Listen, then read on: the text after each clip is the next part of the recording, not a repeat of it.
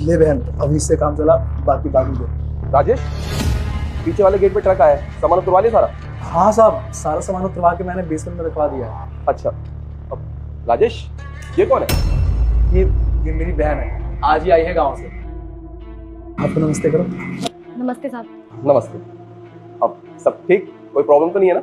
हाँ साहब, सब ठीक है। दरअसल बड़े साहब से मिलवाने के लिए लाए हैं। बहन की शादी है ना, तो साहब ने बोला था शादी से पहले बुलाना, उसको आशीर्वाद देंगे।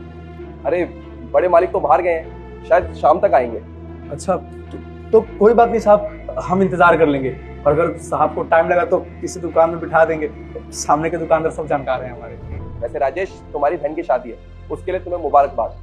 और तुमने पापा को बोला, पापा को इनविटेशन दिया, मुझे इनविटेशन नहीं दोगे क्या? अरे साहब, कैसी बात कर रहे हैं आप? आपके बिना तो शादी अधूरी रह जाएगी। आप ही हमारे करता धरता है। आपको और साहब को दोनों को आना है शादी में। हाँ, मैं और पापा जरूर आएंगे। वैसे शादी की तैयारी सही चल रही है ना? कोई दिक्कत परेशानी तो नहीं है ना? हाँ साहब, शादी की तैयारी बिल्कुल अच्छे से चल रही है, बिल्कुल धूमधाम से।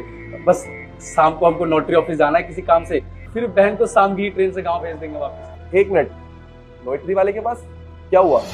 वो दरअसल लड़के वाले को दहेज देना है ना। गांव में ना हमारा घर है, पक्का वाला, अच्छा घर है, तो उसको ना हम गिरवी रख देंगे और जो पैसे मिलेंगे उससे जो भी लड़कों वाले को चाहिए वो सब दे देंगे।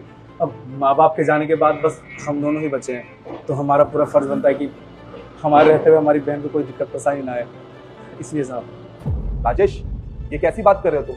अरे अपना घर क्यों बेच रहे हो? माना कि तुम्हारी बहन की शादी है, तुम्हें बहुत सारी तैयारी करनी है, पर अपना घर मत बेचो। और तुम्हें पता नहीं है क्या, दहेज लेना और देना दोनों ही इनलीगल है। और दहेज लेके अगर शादी कर रहा है ना कोई इंसान, तो वो शादी नहीं कर रहा, वो एक समझौता होता है। आज तुम अपनी बहन के लिए दहेज दे रहे हो, अगर आगे जाके अगर वो किसी और चीज की डिमांड करेंगे तो उसको कैसे फुलफिल करोगे? मतलब आज तो तुम अपना घर बेच रहे हो, आगे जाके क्या बेचोगे जिससे अपनी बहन की सारी खुशी पूरी कर पाओ? और तुम्हें पता नहीं है क्या, आजकल कैसी न्यूज आ रही है, अगर दहेज नहीं दे पाते या कोई डिमांड पूरी नहीं कर पाते तो लड़की को मार भी दिया जाता है, उनको जहर दे दिया जाता है। यहाँ तक कि इतना टॉर्चर करते हैं कि लड़की खुदकुशी कर लेती है, समझे तुम? और मुझे एक चीज बताओ, तुम चाहते हो अगर तुम्हारी बहन के साथ ऐसा हो, ऐसे घर में ना अपनी बहन की शादी बिल्कुल भी मत कराओ जो दहेज के लिए शादी कर रहे हैं। और अगर तुम बात नहीं कर पा रहे ना, तो एक काम करो, मुझे फोन दो, मैं बात करता हूँ उनसे। नहीं साहब, नहीं, आप उन लोगों से बात मत करिए। अगर लड़के वाले बुरा मान गए या फिर रूठ गए तो मैं क्या करूंगा? वो लोग शादी तोड़ देंगे।